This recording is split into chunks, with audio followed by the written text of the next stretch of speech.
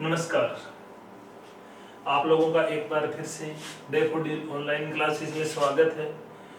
मैं सुखदेव गिलेरी आज एक और नया टॉपिक लेकर के आया हूँ। आज आपका जो टॉपिक है वो थोड़ा अलग है, यानी कि पिछले 2-3 टॉपिकों में हम लोगों ने पढ़ा था भारत का सामान्य परिचय यानी कि भारत का भूगोल, लेकिन आज फिर से एक वर्ल्ड ज्योग्राफी का टॉपिक है जिसका जो हेडिंग है वो है उत्तर अमेरिका महाद्वीप। हम लोगों ने अफ्रीका महाद्वीप पढ़ लिया था। अफ्रीका महाद्वीप से संबंधित जो जितने भी 3-4 वीडियो है वो बन चुके हैं। अगर आप लोगों ने नहीं देखे हैं तो आप लोग इस वीडियो के बेल आइकन जो है उसमें जा करके और उस वीडियो को देख सकते हैं। और अब जो है हम लोग यहाँ पर बात करेंगे उत्तर अमेरिका के बारे में, यानी कि इंडिया भारत का सामान्य परिचय भी हम लोग पढ़ चुके हैं, वो वीडियो भी आप लोग देख सकते हो। अब हम लोग उत्तर अमेरिका महाद्वीप के बारे में पढ़ेंगे। उत्तर अमेरिका महाद्वीप यानी कि ये जो महाद्वीप है, इस महाद्वीप की अगर हम उत्पत्ति की या इस महाद्वीप की अगर हम खोज की बात करें तो उत्पत्ति में तो हम लोगों ने पढ़ा था कि जो महाद्वीप बने वो पेंजिया के टूटने से बने, और पेंजिया जब टूटा तो उसके 2 टुकड़े हुए थे। उसका उत्तरी टुकड़ा था अंगारा लैंड।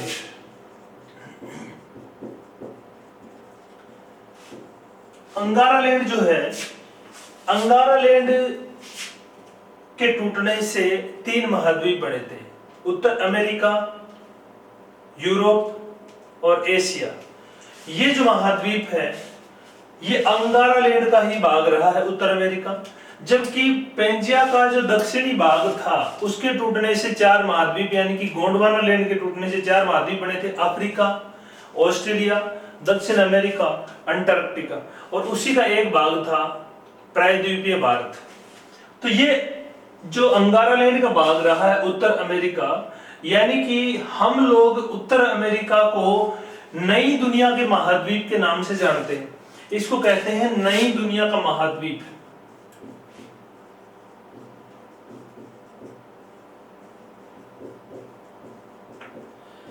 अब हमारे विश्व में जो 7 महाद्वीप पाए जाते हैं उनमें से कुछ महाद्वीप ऐसे हैं जो नई दुनिया के महाद्वीप के रूप में जाने जाते हैं। जैसे एक तो है उत्तर अमेरिका, दूसरा है दक्षिण अमेरिका, तीसरा है ऑस्ट्रेलिया। ये तीनों महाद्वीप जो है वो नई दुनिया के महाद्वीप कहलाते हैं, क्योंकि इन महाद्वीपों की खोज बहुत लेट जाकर के हुई थी, इसलिए इनको नई दुनिया का महाद्वीप कहते हैं। अमेरिका की खोज की अगर हम बात करें तो इसकी खोज जो है उसका श्रेय जाता है कोलंबस को। कोलंबस नामक एक यात्री था, एक खोजकर्ता था। ये सन 1492 में पहली बार इस क्षेत्र में आया था, यानी कि जो ये क्षेत्र है यहाँ आया था, और उसने इस क्षेत्र की खोज की थी और इसको इस महाद्वीप का खोजकर्ता माना जाता है। लेकिन यहाँ पर एक चीज हमें ध्यान में रखनी है कि वास्तव में कोलंबस जो है वो इस पूरे महाद्वीप को नहीं खोज पाया था, या हम यूं कहें कि कोलंबस का खोज का जो मुख्य उद्देश्य था वो अमेरिका महाद्वीप या उत्तर अमेरिका नहीं था। ये तो भारत को खोजने के लिए निकला था, और ये जब यहाँ आया वेस्ट इंडीज, जिसको हम लोग आज वेस्ट इंडीज कहते हैं, ये यहाँ पर कई सारे द्वीप हैं, समूह में पाए जाते हैं। यहाँ पे कई स्वतंत्र देश भी है, जैसे क्यूबा है, जैसे सेंट किट्स है। तो ये जो द्वीप है सारे, आज इनको हम लोग वेस्ट इंडीज या पश्चिमी द्वीप समूह बोलते हैं। ये इन द्वीपों को इस क्षेत्र में आकर के इन लोग, यहाँ के लोगों को और यहाँ की जलवायु जब इसने देखी, उष्ण जलवायु है, लोगों का रंग काला है, तो वो इसने देखा तो इसने कहा कि मैंने भारत है वो खोज लिया। जब ये वापस गया और इसने ये सूचना दी तो लोगों को ये लगा कि ये भारत की खोज करके आया है। लेकिन इसके बाद में एक और खोजकर्ता आया था जिसका नाम था अमेरिगो वेस्पुक्की। ये जो अमेरिगो वेस्पुक्की है ये 1497 में आया था और 1502 तक इसने 4-5 साल तक इस क्षेत्र का पूरे का भ्रमण किया, पूरे क्षेत्र की खोज की। इसने वास्तविकता जो थी वो बताई थी। इसने कहा कि कोलंबस ने जिस महाद्वीप की, जिस क्षेत्र की खोज की है वो भारत नहीं है, वो तो एक नया महाद्वीप है।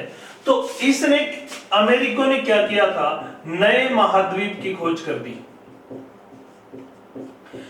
और इस क्षेत्र को वेस्ट इंडीज नाम इसलिए पड़ा, मतलब पड़ा इसका, इसलिए ना इसका नाम लिया जाता है कि इस वेस्ट का इंडीज कहते हैं। वेस्ट यानी पश्चिम का भारत है, ये पूर्व भारत तो वैसे इनके लिए पूर्व में पड़ता है, लेकिन ये पश्चिम में चला गया, तो ये विशेषताएं होने के कारण इसका नाम वेस्ट इंडीज पड़ गया कि पश्चिम का भारत। तो ये जो द्वीप समूह है, ये कोलंबस यहाँ पर पहले आया था, लेकिन वास्तव में अमेरिका की खोज का श्रेय जो जाता है वो अमेरिको वेस्पुकी को जाता है।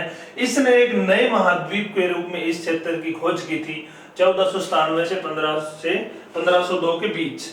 इसके बाद में इस नए महाद्वीप को सन 1507 में एक मानचित्रकार था, मार्टिन मुल्लर, जर्मनी का था ये।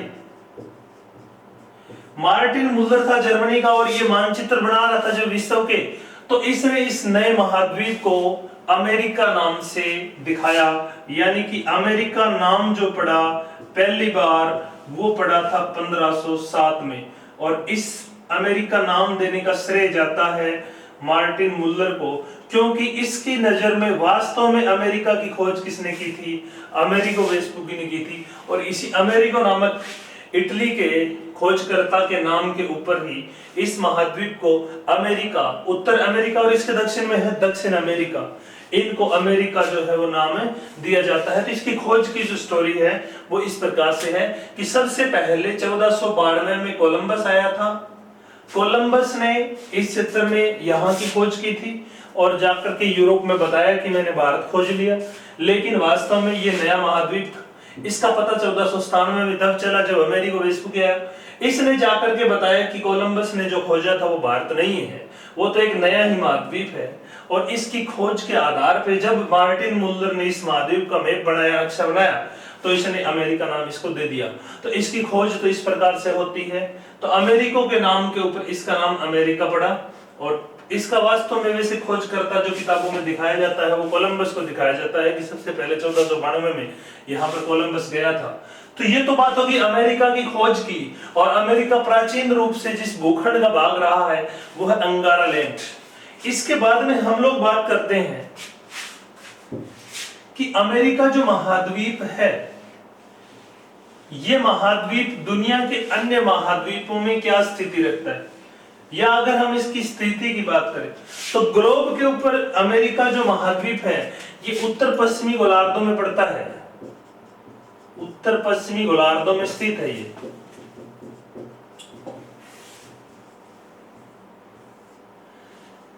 दुनिया में बड़े महाद्वीपों के क्षेत्रफल की दृष्टि से अगर हम बात करें तो क्षेत्रफल की दृष्टि से सबसे बड़ा महाद्वीप है एशिया, जैसा मैंने आपको पहले भी बताया था। दूसरा बड़ा महाद्वीप है अफ्रीका, और तीसरे नंबर पे नाम आता है उत्तर अमेरिका का।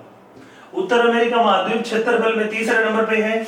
और अगर हम जनसंख्या की बात करें तो इसका स्थान है चौथा। जनसंख्या में उत्तर अमेरिका चौथे नंबर पे आता है, क्योंकि जनसंख्या में पहला बड़ा महाद्वीप है एशिया, दूसरा अफ्रीका, और नंबर 3 पे आता है यूरोप।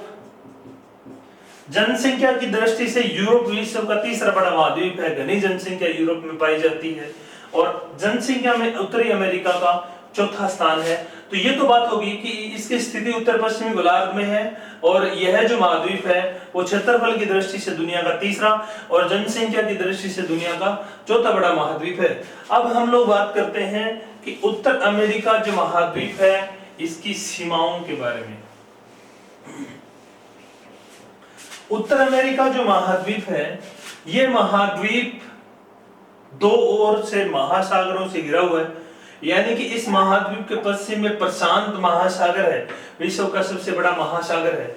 इस महाद्वीप के उत्तर में आर्कटिक महासागर है।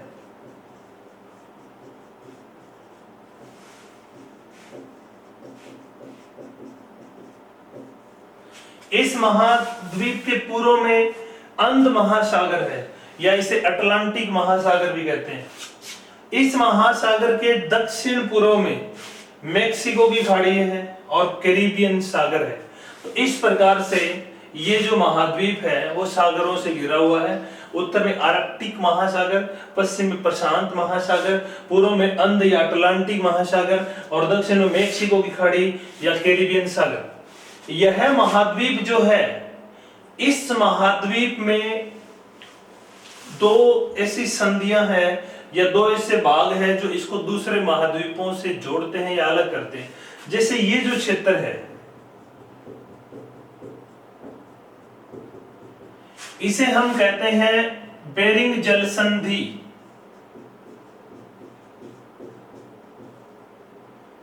जल संधि,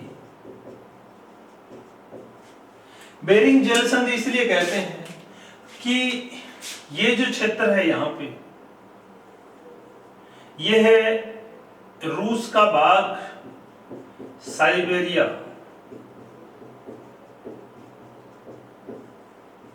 यानी कि एशिया।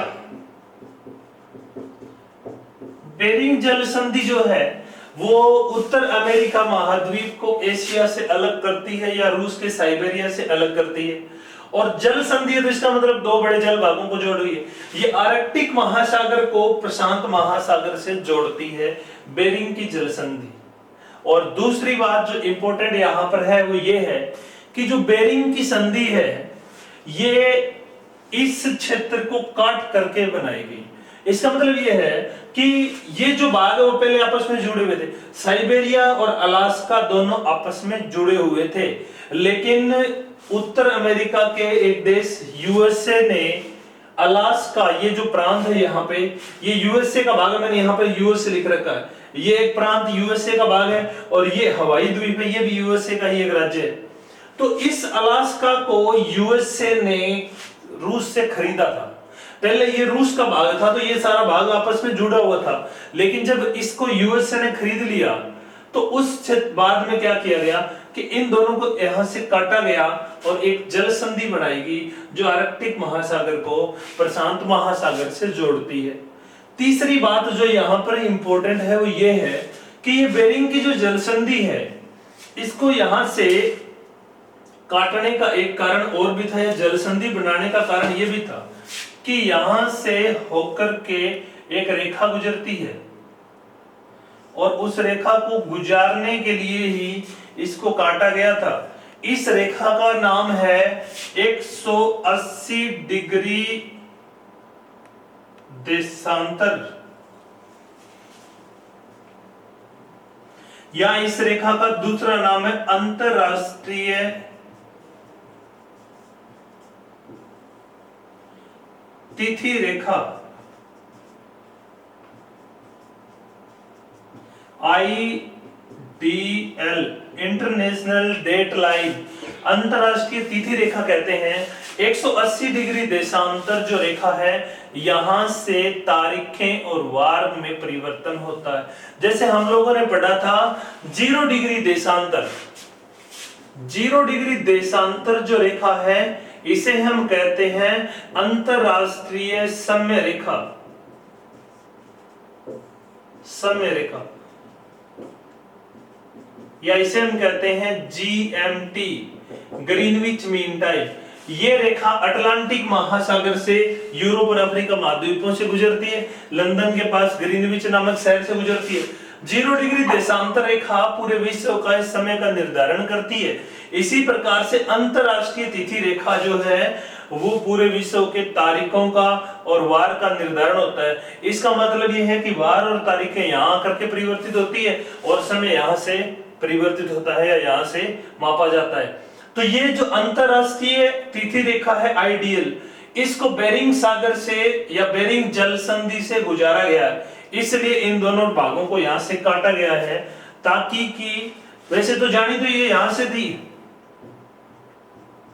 एक्चुअल में तो, लेकिन इसको मोड़ दिया गया। मोड़ इसलिए दिया गया कि रूस के एक ही क्षेत्र में साइबेरिया में दो तारीखें और वार ना हो जाए, उस समस्या से बचने के लिए इस तिथि रेखा को केवल समुद्र से गुजारा गया है, यानी कि अंतरराष्ट्रीय तिथि रेखा किसी भी स्थल खंड से होकर के नहीं गुजरती, ये केवल और केवल सागर से गुजरती है। ये एक बार पेपर में क्वेश्चन आया है कि अंतरराष्ट्रीय तिथि रेखा किस महासागर से होकर के गुजरती है, तो ये अंतरराष्ट्रीय तिथि रेखा जो है प्रशांत महासागर से होकर के गुजरती है, जबकि अंतरराष्ट्रीय समय रेखा जो है वो मुख्यतः अंध महासागर से होकर के गुजरती है। तो ये इसीलिए सागर से गुजरती है, कुछ भाग आर्कटिक महासागर में और अधिकांश भाग इसका प्रशांत महासागर में पड़ता है। तो ये है बेरिंग की जल संधि, जो कि उत्तर अमेरिका को एशिया से अलग करती है, आर्कटिक महासागर को प्रशांत महासागर से जोड़ती है, और यहीं से होकर के अंतरराष्ट्रीय तिथि रेखा गुजरती है, और ये इस रेखा को गुजारने के लिए ही बनाई गई संधि है। तो ये तो बात होगी बेरिंग जल संधि मोस्ट इंपोर्टेंट है, किन दो सागरों को जोड़ती है, किन दो महाद्वीपों को अलग करती है, या यूं पूछा जा सकता है अंतरराष्ट्रीय तिथि रेखा कहां से होकर के गुजरती है, तो अंतरराष्ट्रीय तिथि रेखा जो है वो बेरिंग की जल संधि से होकर के गुजरती है और प्रशांत महासागर से होकर के गुजरती है। ये तो बात होगी अमेरिका महाद्वीप की, एशिया की सीमा की। इसके बाद में अमेरिका महाद्वीप दक्षिण में दक्षिण अमेरिका से जुड़ा हुआ है। यहाँ पे एक संधि का नाम है पनामा संधि, या इसको कहते हैं पनामा स्थल संधि, या पनामा जो नहर है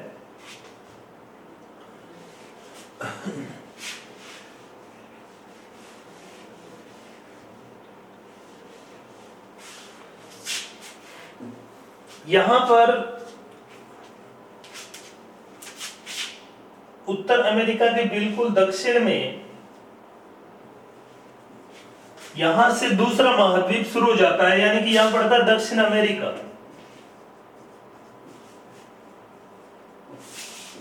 दक्षिण अमेरिका,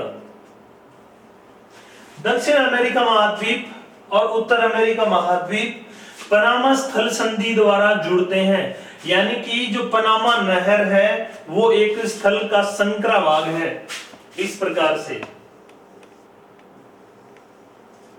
और ये स्थल का एक संकरा भाग है जो उत्तर अमेरिका को दक्षिण अमेरिका से जोड़ता है।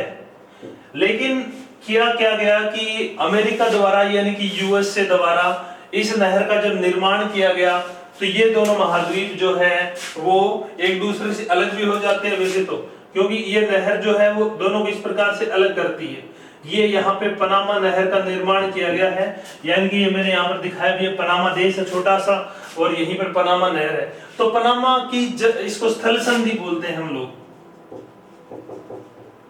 पनामा स्थल संधि जो है वो उत्तर अमेरिका को दक्षिण अमेरिका से जोड़ती है। और जो पनामा नहर है यह अंध महासागर को, यानी कि ये अंध महासागर है और ये प्रशांत महासागर है, तो यह प्रशांत महासागर से जोड़ती है अंध महासागर से। जैसे हम लोगों ने एक नहर पढ़ी थी अफ्रीका महाद्वीप जब पढ़ रहे थे उस टाइम पे, कि एक नहर का नाम है स्वेज। स्वेज नहर दुनिया की सबसे व्यस्त नहर है। यह भूमध्य सागर को लाल सागर से जोड़ती है। ठीक उसी प्रकार से पनामा नहर जो है ये अंध महासागर को प्रशांत महासागर से जोड़ती है। ये सागरों को जोड़ने वाली नहर है और इस नहर का जो निर्माण है ये भी इंपॉर्टेंट है। पनामा नहर दुनिया की दूसरी सबसे व्यस्त नहर है, स्वेज के बाद इसका दूसरा नंबर है। पनामा नहर का निर्माण सन 1904 से 1914 के बीच यूएसए द्वारा करवाया गया। हालांकि पनामा में पड़ती है लेकिन इसका निर्माण यूएसए द्वारा करवाया गया, क्योंकि इसका फायदा ही यूएसए ले रहा है। यूएसए जो देश है ये एक विशाल देश है, दुनिया का तीसरा बड़ा देश है। यूएसए को इससे पहले, पनामा बनने से पहले पूरे दक्षिण अमेरिका महाद्वीप का चक्कर काट करके जाना पड़ता था, यानी इसका पूर्वी भाग और पश्चिमी भाग, जैसे इसकी जल सेना जो है उसको अपने समुद्री जहाजों को, या जैसे इस क्षेत्र से इस क्षेत्र तक समुद्री व्यापार के लिए जो जहाज जाते थे उनको पूरे दक्षिण अमेरिका से घूम करके यहाँ आना पड़ता था। इसलिए अमेरिका को हजारों किलोमीटर जो है वो बाहर से घूम करके यहाँ आना होता था, तो बड़ी परेशानी का सामना करना पड़ता था। इस समस्या से बचने के लिए अमेरिका ने क्या किया, यहाँ पे ये एक जमीन का टुकड़ा था, लगभग 82 किलोमीटर की लंबाई है इस नहर की। इस जमीन के टुकड़े को काट करके और यहाँ पर एक नहर बना दी। ये लिफ्ट प्रणाली की नहर है, वैसे लिफ्टें लगी है। लिफ्ट प्रणाली से यहाँ पे जहाजों को कृत्रिम झीलें बना करके यहाँ से निकाला जाता है। तो ये जो नहर है वो दुनिया की सबसे चुनौतीपूर्ण जो एक इंजीनियरिंग की तकनीक से बनाई गई थी। यहाँ पे कृत्रिम झीलों का और लिफ्ट प्रणाली का निर्माण करके इस नहर का निर्माण हुआ और इस नहर को बनने में पूरे 10 सालों का समय लगा था, 1904 से 1914 के बीच। और 10 सालों का ही समय लगा था स्वेज नहर को 1859 से 1869 के बीच। और इन दोनों नहरों को बनाने वाला एक ही इंजीनियर था, फ्रांस का एक इंजीनियर था, उसका नाम था Ferdinand de Lesseps. Ferdinand de Lesseps जो था, इसी ने स्वेज नहर बनाई थी और इसी इंजीनियर ने बाद में 1904 से 1914 के बीच में पनामा नहर को बनाया था, या इस नहर को बनाने में अपना जो दिमाग है वो लगाया था। तो ये जो नहर है वो पनामा यूएसए द्वारा 1904 से 14 के बीच में बनाई और ये दुनिया की दूसरी सबसे व्यस्त नहर है जो अंध महासागर को प्रशांत महासागर से जोड़ती है और उत्तर अमेरिका को दक्षिण अमेरिका से जोड़ती है। तो इस प्रकार से उत्तर अमेरिका और दक्षिण अमेरिका को जोड़ने वाली संधि का नाम है पनामा स्थल संधि। इस प्रकार से आपको ध्यान में रखना है, ये दोनों इंपॉर्टेंट नहरें हैं और एग्जामों में इनमें से क्वेश्चन बहुत बार पूछा जाता है। मोस्ट इंपोर्टेंट है पनामा और स्वेज दोनों नहरें। ये तो बात होगी अमेरिका की दो महत्वपूर्ण जल संधियों के बारे में कि बेरिंग की जल संधि अमेरिका को यूरोप से एशिया से अलग करती है और आर्कटिक को प्रशांत से जोड़ती है। पनामा की स्थल संधि उत्तर अमेरिका को दक्षिण अमेरिका से जोड़ती है और प्रशांत महासागर को अंध महासागर से जोड़ती है। इस प्रकार से इसके बाद में हम लोग पढ़ते हैं कि उत्तर अमेरिका महाद्वीप जो है इसके उत्तर में यहाँ पे हडसन की खाड़ी है और इसके दक्षिण में यहाँ पे मेक्सिको की खाड़ी है। हडसन की खाड़ी दुनिया की सबसे बड़ी खाड़ी है और इसके बाद में आता है मेक्सिको की खाड़ी का नंबर। ये दोनों खाड़ियां, इसके अलावा यहाँ पे बहुत सारी खाड़ियां हैं। यहाँ पे कटा फटा क्षेत्र है, ये कभी जो हिम युग था उसके बाद में बर्फ के पिघलने से इस क्षेत्र का कटाव इस प्रकार से हुआ है। इस क्षेत्र में जैसे बहुत सारी झीलों का भी निर्माण हुआ है, उसकी भी हम लोग बात करेंगे। इससे पहले हम लोग पढ़ेंगे कि उत्तर अमेरिका महाद्वीप में कुल कितने देश पाए जाते हैं। देशों की बात हम करें तो उत्तर अमेरिका में कुल देश है 23। इस महाद्वीप में कुल 23 देश है। जैसे हम लोगों ने पढ़ा था अफ्रीका महाद्वीप में कुल 54 देश पाए जाते हैं। विश्व में सर्वाधिक देशों वाला महाद्वीप है अफ्रीका, इंपॉर्टेंट है, ध्यान रखना। इसके बाद उत्तर अमेरिका में 23 देश पाए जाते हैं। उत्तर अमेरिका महाद्वीप में जो 23 देश हैं उसमें से 10 देश तो पाए जाते हैं इसकी मुख्य भूमि पर। 3 सबसे बड़े सबसे महत्वपूर्ण देश है, जैसे कनाडा, जैसे संयुक्त राज्य अमेरिका या यूएसए बोलते हैं, यूनाइटेड स्टेट ऑफ अमेरिका, और तीसरा है मेक्सिको। इसके बाद में कुछ छोटे छोटे देश है ग्वाटेमाला, होंडुरस, निकारागुआ, इस प्रकार से। और कुछ ये देश यहाँ पर है, जैसे वेस्ट इंडीज में यहाँ पे क्यूबा है और जमैका है, किंगस्टन है, इस प्रकार से यहाँ पे है। तो कुल मिलाकर के इस महाद्वीप में 23 देश है। इनकी अगर हम बात करें कि यहाँ पर जो देश है उनमें छोटे देश बड़े देशों की बात करें तो इस महाद्वीप का सबसे बड़ा जो देश है क्षेत्रफल में वो है कनाडा। कनाडा जो देश है वो क्षेत्रफल में इस महाद्वीप का सबसे बड़ा देश है। विश्व में कनाडा रूस के बाद दूसरा बड़ा देश है। रूस सबसे बड़ा देश है और दूसरे नंबर पे कनाडा है, तीसरे नंबर पे यूएसए है, चौथे नंबर पे चीन है, पांचवा ब्राजील है, छठा ऑस्ट्रेलिया है और सातवां भारत है। तो इस महाद्वीप का सबसे बड़ा देश तो कनाडा है और सबसे छोटे देश की बात करें तो वो है सेंट किट्स। कैरिबियन सागर में वेस्ट इंडीज का एक समूह का एक देश का नाम है सेंट किट्स, सबसे छोटा है। अगर हम जनसंख्या की बात करें तो सबसे बड़ा देश है USA, United state of America. जनसंख्या में भारत के बाद में तीसरा बड़ा देश है। इसकी जनसंख्या लगभग 30 करोड़ है। यानी कि विश्व में जनसंख्या की दृष्टि सबसे बड़ा देश चीन, दूसरे नंबर पे भारत और तीसरे नंबर पे यूएसए ही आता है। यूएसए इस महाद्वीप का सबसे बड़ा देश है और सबसे छोटा देश अगर जनसंख्या की बात करें तो वो है मोंटेसरात।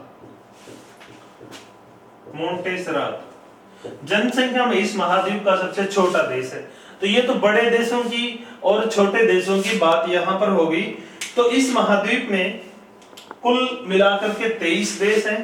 बड़ा कनाडा है और जनसंख्या में बड़ा है USA, United state of America. इसके बाद में हम लोग बात करते हैं कि यूएसए जो देश है ये दुनिया का सबसे ताकतवर देश है और ये महाद्वीप जो अमेरिका है ये उत्तर अमेरिका दुनिया का सबसे विकसित महाद्वीप है वर्तमान समय के अंदर और दुनिया के सर्वाधिक खनिजों वाला महाद्वीप भी माना जाता है। इस महाद्वीप में महत्वपूर्ण देश है USA. United state of America जो है इसके 50 राज्य हैं, इसीलिए इसको बोलते हैं यूनाइटेड स्टेट ऑफ अमेरिका, राज्यों का संघ या संयुक्त राज्य अमेरिका। 50 राज्यों में इसके 48 राज्य तो पड़ते हैं यहाँ। एक राज्य है ये अलास्का और एक राज्य है इसका हवाई द्वीप। हवाई द्वीप प्रशांत महासागर के बीच में स्थित एक द्वीप है और ये यूएसए का एक राज्य है।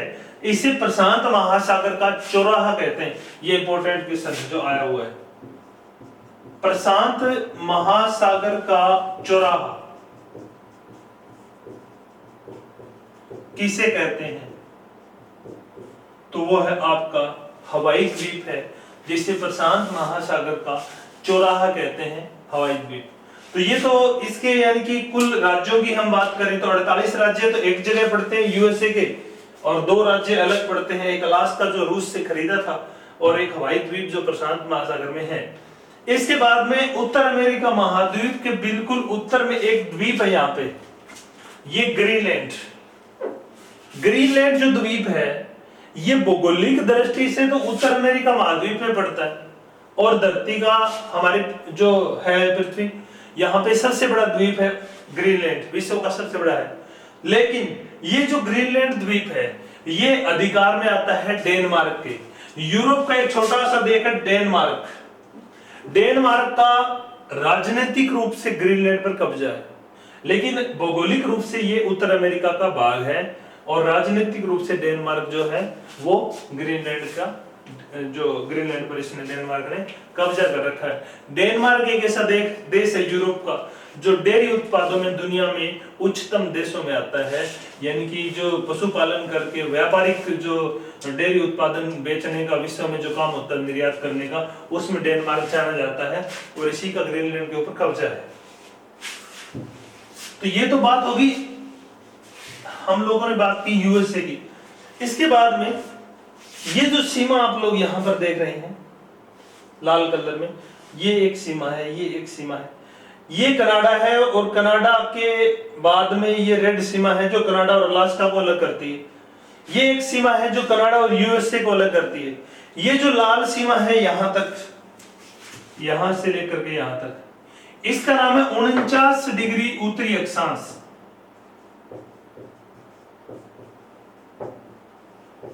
49 डिग्री उत्तरी अक्षांश रेखा किन दो देशों को अलग करती है, या 49 डिग्री उत्तरी अक्षांश रेखा किन दो महाद्वीपों के किन दो देशों के बीच सीमा बनाती है? तो ये कनाडा और यूएसए के बीच सीमा बनाती है 49 डिग्री उत्तरी अक्षांश रेखा। इसके बाद में ये जो यहाँ पे ब्लू कलर में मैंने यहां पर दिखाया है, ये है 5 महान झीलें, ग्रेट लेक्स।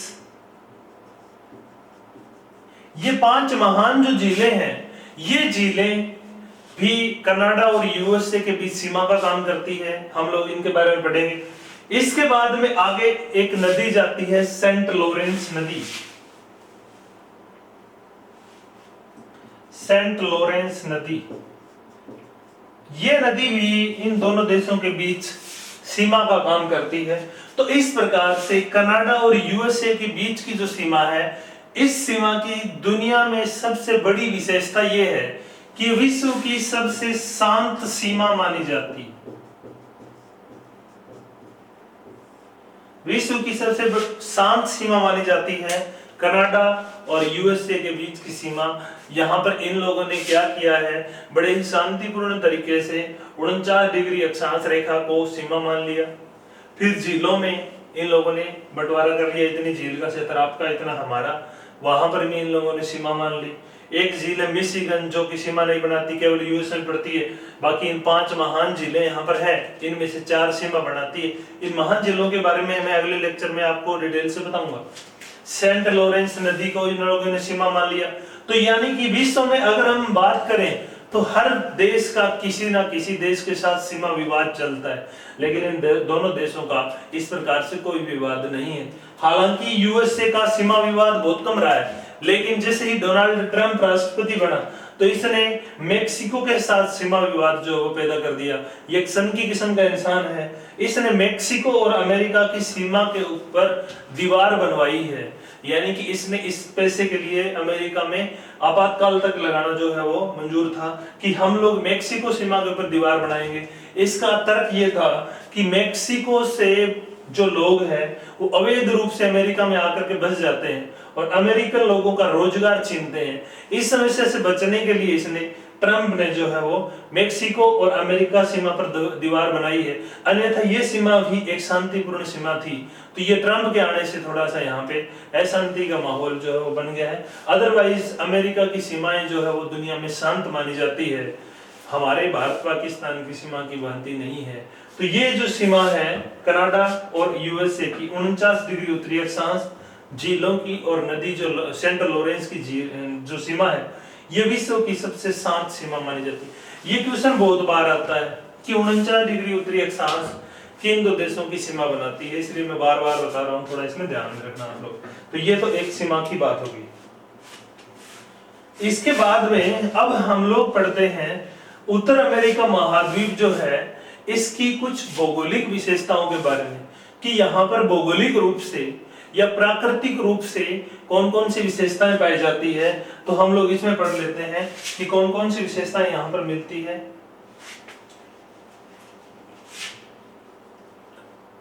भौगोलिक रूप से अगर हम विशेषताओं की बात करें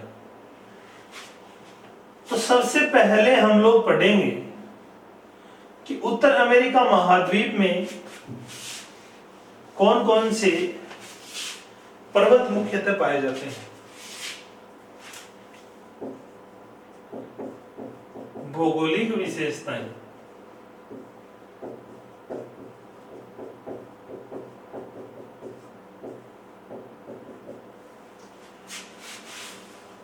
भौगोलिक विशेषताओं में हम लोग सबसे पहले पढ़ते हैं मुख्य पर्वत।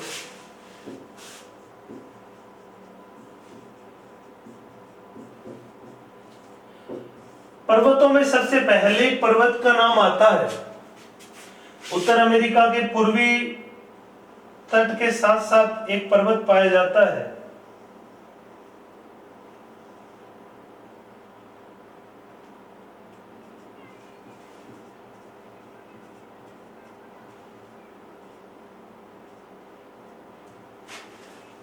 इस पर्वत का नाम है अपलेशियन। अपलेशियन पर्वत उत्तर अमेरिका महाद्वीप के पूर्व में, उत्तर में न्यूफाउंडलैंड एक द्वीप है, यहां पर न्यूफाउंडलैंड से लेकर के और दक्षिण में फ्लोरिडा तक।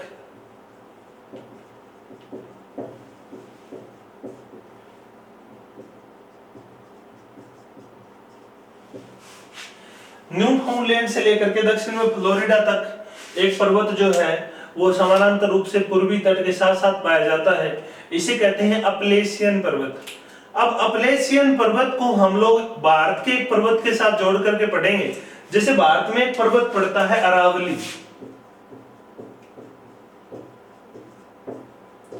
अरावली जो है गुजरात से लेकर के दिल्ली तक एक अवशिष्ट पर्वत है, या हम इसको कहते हैं अवशिष्ट वलित पर्वत।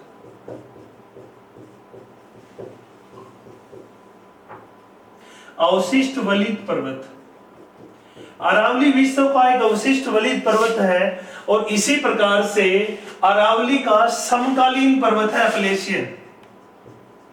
सेम विशेषताएं हैं दोनों की। अरावली का समकालीन है अपलेशियन पर्वत, यानी कि अपलेशियन पर्वत भी एक अवशिष्ट वलित पर्वत है जो कि इस अमेरिका महाद्वीप के पूर्व में, इसका ज्यादातर विस्तार यूएसए में, उत्तरी अमेरिका में है, संयुक्त राज्य अमेरिका में है, और ये अवशिष्ट वलित पर्वत है। यह एक प्राचीन वलित पर्वत है, ये भी हम कह सकते हैं। प्राचीन वलित पर्वत है, ये अरावली है, अपलेशियन है। ये दोनों पर्वत क्या है, ये दोनों के दोनों समकालीन है। समकालीन का मतलब लगभग उसी समय जब अरावली का निर्माण हुआ था, लगभग उसी समय अपलेशियन का निर्माण हुआ था। तो इसीलिए क्या है कि बहुत ज्यादा पुराने होने के कारण, अपर्दन और अपक्षय की क्रियाओं के कारण इन पर्वतों का कटाव हो गया, और आज ये जो पर्वत है वो अवशिष्ट अवस्था में ही पाए जाते हैं। तो इसलिए इनको हम बोलते हैं अवशिष्ट पर्वत या रेलिक माउंटेन या प्राचीन वलित पर्वत जो है। अपलेशियन पर्वत की कुछ विशेषताएं हैं, जैसे कि अपलेशियन जो पर्वत है यहां पे कोयले के विशाल भंडार पाए जाते हैं। कोयले के विश्व में सर्वाधिक भंडार, हम यूं कहें कि कोयले के विश्व में सर्वाधिक भंडार जो अपलेशियन में पाए जाते हैं। विश्व का लगभग 25% कोयला यूएसए में मिलता है, संयुक्त राज्य अमेरिका में, और इसका ही अधिकांश कोयला अपलेशियन में पड़ता है। तो विश्व में कोयले के सर्वाधिक भंडारों के लिए जाना जाता है अपलेशियन पर्वत। इसके अलावा इस पर्वतीय क्षेत्र में एक प्रपात रेखा पाई जाती है, इसको बोलते हैं फॉल लाइन या प्रपात रेखा। प्रपात रेखा का मतलब यह होता है कि इस क्षेत्र में जल प्रपात जो है वो इस प्रकार से एक रेखा में पाए जाते हैं।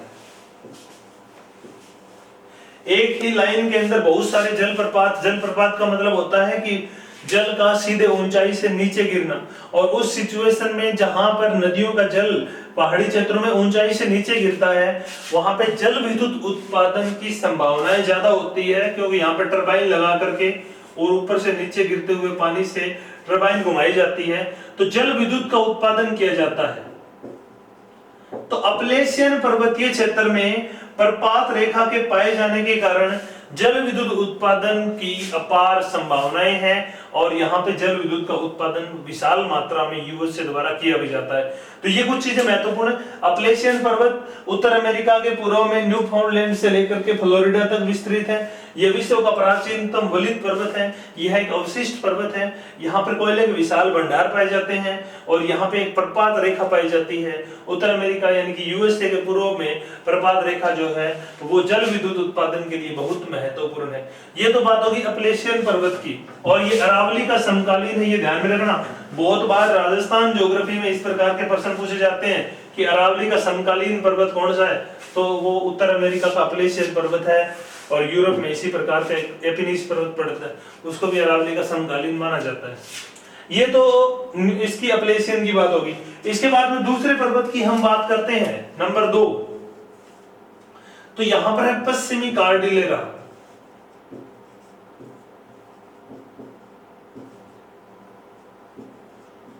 पश्चिमी कार्डिलेरा या पश्चिमी उच्च भूमि। अब कॉर्डिलेरा का क्या मतलब होता है? कॉर्डिलेरा यानी कि एक ऐसा क्षेत्र या ऐसा ऊंचा क्षेत्र, पर्वतीय क्षेत्र, जहां पे कई पर्वत श्रेणियां पाई जाती है। और पर्वत श्रेणियों की विशेषता ये होती है कि अलग अलग युगों में निर्मित पर्वत श्रेणियां पाई जाती है। तो यानी कि इस कॉर्डिलेरा में कई पर्वत श्रेणियां अलग अलग युगों में निर्मित है, और वो यहाँ पर विस्तृत है। इसलिए अमेरिका के पश्चिमी भाग को कॉर्डिलेरा के नाम से जाना जाता है, वेस्टर्न कॉर्डिलेरा या पश्चिमी कॉर्डिलेरा या पश्चिमी उच्च भूमि। यानी कि इस क्षेत्र में, अमेरिका का ये जो क्षेत्र है, यहाँ पे कई पर्वत श्रेणियां हैं, अलग अलग युगों में बनी हुई, कई प्राचीन है, कई नवीन पाई जाती है। इसलिए इस पूरे क्षेत्र को, और इन श्रेणियों के बीच में पठार पाए जाते हैं, इसलिए इस पूरे क्षेत्र को ही क्या कहते हैं हम लोग? इस पूरे क्षेत्र को हम लोग कार्डिलेरा के नाम से जानते हैं। तो अब यहाँ पर कौन कौन सी पर्वत श्रेणियां पाई जाती है वो हमारे लिए इंपॉर्टेंट है। जैसे एक पर्वत श्रेणी जो यहां पर पाई जाती है, इसका नाम है अलास्का श्रेणी।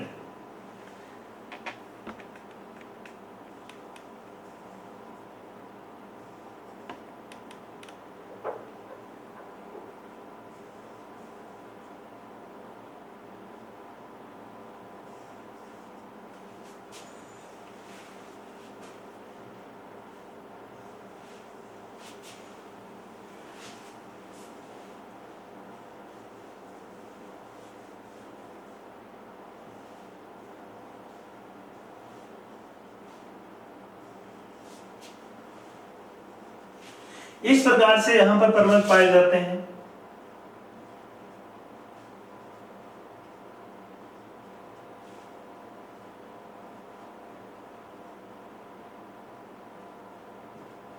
जैसे अलास्का में यहाँ पे ये जो श्रेणी है इसका नाम है अलास्का श्रेणी।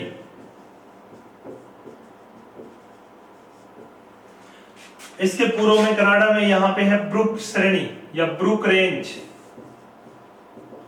इसके बाद है मैकेंजी पर्वत, यहां से मैकेंजी नदी निकलती है। इसके बाद में इसको बोलते हैं रॉकी पर्वत। इसके दक्षिण में है पूर्वी सियरा माद्रे श्रेणी, पूर्वी सियरा माद्रे श्रेणी। इसके बाद में यहां पे यह है कोस्ट रेंज, यह है कास्केड श्रेणी। इसके बाद में यह है सियरा नवादा श्रेणी और इसका नाम है पश्चिमी सियरा माद्रे श्रेणी। ये तो कुछ मुख्य श्रेणियां होगी या कुछ मुख्य पर्वत है। जैसे मैं आप लोगों को बताता हूं, अलास्का में एक पर्वत श्रेणी है जिसका नाम है अलास्का श्रेणी। इसके पूर्व में कनाडा में है ब्रुक रेंज पर्वत। ब्रुक रेंज का दक्षिण में मैकेंजी पर्वत। इसके दक्षिण में आ जाता है रॉकी पर्वत। इसके दक्षिण में है पूर्वी सियरा माद्रे श्रेणी, पश्चिम में पश्चिमी सियरा माद्रे श्रेणी। इसके थोड़ी ऊपर है सियरा नवादा। सियरा नवादा जो पर्वत है ये एक ब्लॉक पर्वत है, विश्व का सबसे बड़ा ब्लॉक पर्वत है ये। इसके उत्तर में कास्केड श्रेणी, इसके उत्तर में कोस्ट रेंज।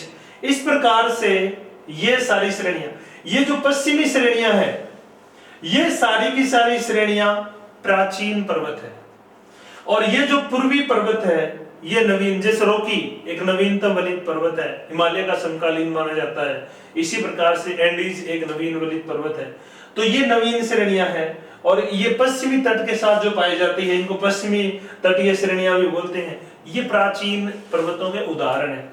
इन श्रेणियों के बीच में अंतः पर्वतीय पठार पाए जाते हैं। जैसे ये एक पठार है, यहां पर एक पठार है, ये एक पठार है, ये एक पठार है और ये भी एक पठार है। थोड़ी सी उलझी हुई जटिल संरचनाएं हैं, आप लोगों को ध्यान से देखना पड़ेगा कि यहां पर कुछ पठार पाए जाते हैं। इन्हें कहते हैं अंतः पर्वतीय पठार। अंतः पर्वतीय पठार। अंतः पर्वतीय पठार का मतलब ये होता है कि ऐसा पठार जो पर्वतों के बीच में स्थित हो। जैसे विश्व का सबसे बड़ा जो पठार है वो है भारत के उत्तर में चीन के जैसे कब्जे में तिब्बत का पठार। तिब्बत का जो पठार है विश्व का सबसे बड़ा पठार है, लेकिन एक अंतः पर्वतीय पठार है जिसके चारों ओर जो है वो पर्वत पाए जाते हैं। इसी प्रकार ये भी पर्वतों से घिरे हुए पठार है, तो इनको कहते हैं अंतः पर्वतीय पठार। जैसे सबसे उत्तर में ये जो पठार है इस पठार का नाम है अलास्का पठार।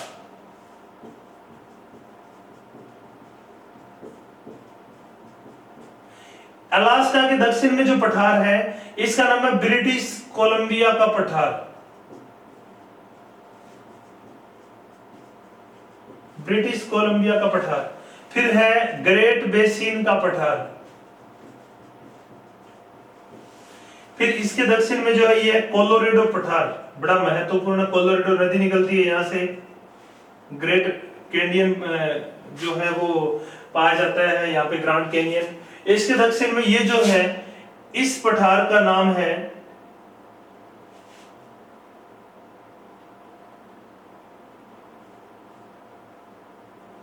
ये सबसे दक्षिण में है, इसका नाम है मेक्सिको का पठार।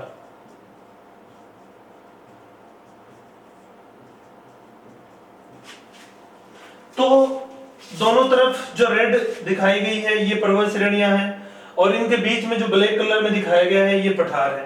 तो यहाँ पर आपको ध्यान में रखना है कि अलग अलग पर्वत श्रेणियों के बीच में स्थित पठार है। जैसे अलास्का का पठार सोने के भंडारों के लिए जाना जाता है।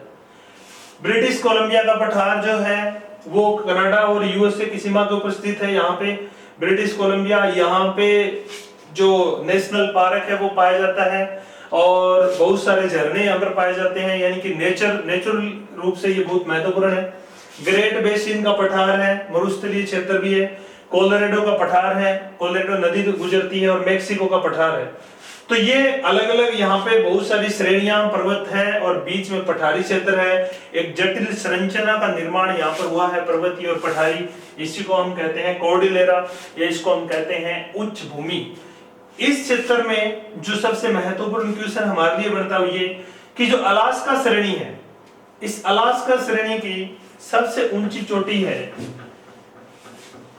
जिसका नाम है माउंट मैकिनले। अलास्का श्रेणी की सबसे ऊंची जो चोटी है, इस चोटी का नाम है माउंट मैकिनले।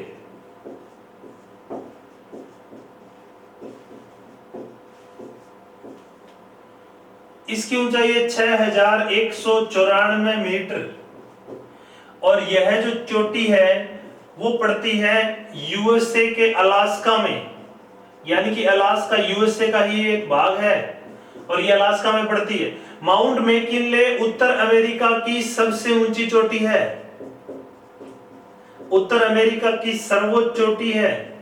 मैंने जब अफ्रीका महाद्वीप करवाया था तो उस टाइम पे विश्व की सभी महाद्वीपों की ऊंची चोटियां करवाई थी आप लोगों को, अगर ध्यान हो तो। अफ्रीका महाद्वीप की सबसे ऊंची चोटी का नाम है किलिमंजारो। उत्तर अमेरिका की सबसे ऊंची चोटी का नाम है माउंट मैकिनले। यूएसए के अलास्का प्रांत में पड़ती है, अलास्का श्रेणी में स्थित है, 6194 मीटर। दक्षिण अमेरिका की सबसे ऊंची चोटी का नाम है माउंट एकांकागुआ। यूरोप की सबसे ऊंची चोटी का नाम है माउंट एलब्रुज। एशिया की सबसे ऊंची चोटी का नाम है माउंट एवरेस्ट और ऑस्ट्रेलिया की सबसे ऊंची चोटी का नाम है माउंट कोस्युस्को। तो ये सभी महाद्वीपों की ऊंची चोटियां मैं हर बार आपको बताता जाऊंगा, आपको ध्यान में होना चाहिए, क्योंकि किसी भी एग्जाम में इस प्रकार के क्वेश्चन आने की बहुत ज्यादा संभावना होती है। जैसे रीट में तो हर बार ये क्वेश्चन पूछा जाता है, पिछली बार किलिमंजारो का पूछा गया था। तो इस प्रकार के प्रश्न जो है वो बहुत पूछे जाते हैं। तो इसकी सबसे ऊंची चोटी है माउंट मैकिनले और इसका एक नाम है देनाली। ये उत्तर अमेरिका महाद्वीप की सबसे ऊंची चोटी है माउंट मैकिनले। तो हमें ये चोटी ध्यान में रखनी है और कुछ श्रेणियों के नाम याद रखने हैं। हो सकता है पूछ ले, 4 श्रेणियां दे करके 3 ये दे दे और एक कोई और दे दे, पूछ ले कि निम्नलिखित में से कौन सी श्रेणी उत्तर अमेरिका महाद्वीप में स्थित नहीं है, तो आपको ये श्रेणी थोड़ी सी ध्यान में रखनी है। मैं दोबारा बता देता हूँ। आज हम लोगों ने पढ़ा उत्तर अमेरिका महाद्वीप का नाम जो है अमेरिका, वो अमेरिको वेस्पुकी नामक एक यात्री के ऊपर पड़ा, क्योंकि उसने इस महाद्वीप को सबसे पहले नए महाद्वीप के रूप में खोजा था। हालांकि 1492 में सबसे पहले यहाँ पर कोलंबस आया था। कोलंबस वेस्ट इंडीज यानी कि पश्चिमी द्वीप समूह वाले क्षेत्र में आया और भारत के भरोसे इस क्षेत्र को खोज करके चला गया। लेकिन वास्तव में खोज करने का जो श्रेय जाएगा वो जाता है अमेरिको वेस्पुकी को, और उसी के नाम पर 1507 में इस महाद्वीप का नाम अमेरिका पड़ा। इस महाद्वीप की जो सीमाएं लगती है उसके पश्चिम में प्रशांत महासागर है, पूर्व में अंध महासागर है, दक्षिण में मेक्सिको खाड़ी है, उत्तर में आर्कटिक महासागर है। उत्तर अमेरिका महाद्वीप बेरिंग जल संधि द्वारा एशिया से और पनामा स्थल संधि द्वारा दक्षिण अमेरिका से जुड़ता है और बेरिंग संधि इसको एशिया से अलग करती है। इस महाद्वीप में कुल 23 देश हैं, जिनमें सबसे बड़ा है कनाडा, क्षेत्रफल में सबसे छोटा है सेंट किट्स, जनसंख्या में सबसे बड़ा है यूएसए, जनसंख्या में सबसे छोटा है मोंटेसरात। यहाँ पे एक द्वीप है ग्रीनलैंड जो दुनिया का सबसे बड़ा द्वीप है। भौगोलिक रूप से इस महाद्वीप का भाग है लेकिन राजनीतिक रूप से डेनमार्क के कब्जे में है। इस महाद्वीप के अगर हम बात करें भौगोलिक विशेषताओं की, तो सबसे पहले हम लोग पढ़ते हैं पर्वतों के बारे में। इसके पूर्व में पड़ता है अपलेशियन पर्वत, जो अरावली का समकालीन एक प्राचीन वलित पर्वत है। यह जो पर्वत है वो कोयले के भंडारों के लिए पूरी दुनिया में जाना जाता है। विश्व के सर्वाधिक कोयले के भंडार यहाँ पर पाए जाते हैं।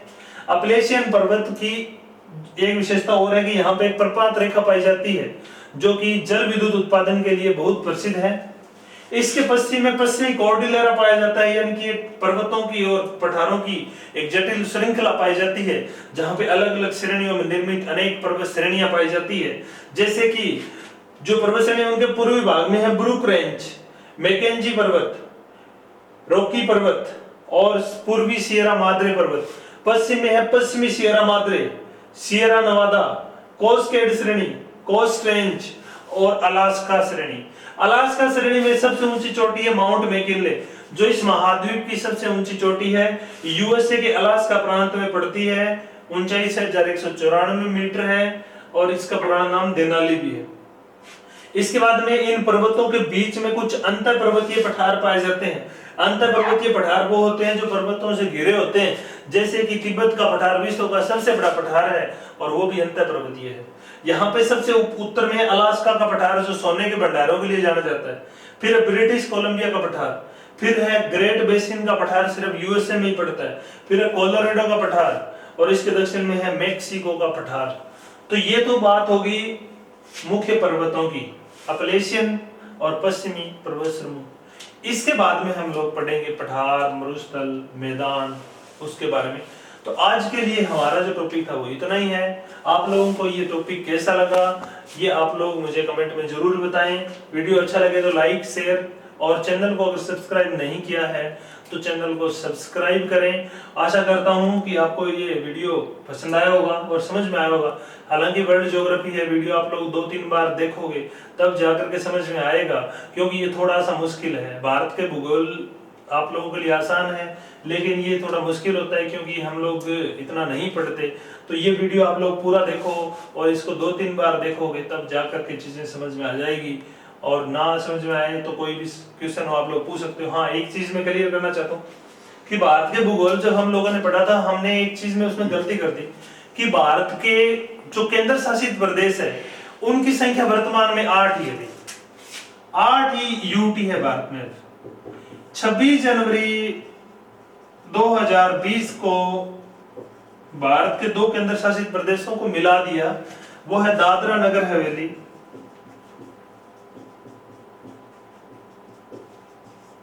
और दमन दीव। इन दोनों को मर्ज कर दिया। इसके कारण अब केंद्र शासित प्रदेशों की जो संख्या 8 ही रह गई है। मैंने उसमें 9 बता दिया, तो ये जो है वो एक गलती है और ये मैंने सुधार ली है। कमेंट में भी मैंने लिख दिया था। इसके अलावा इस प्रकार की कोई चीजें जो है अगर आपको लगता है या कोई भी संशय है या कोई भी चीज पूछनी है तो आप लोग जरूर कमेंट किया करो। जैसे कि कल एक बच्चे ने इसका कमेंट किया था, बहुत अच्छी बात है, आप लोग बताया करो तभी मेरे को पता चलता है। धन्यवाद।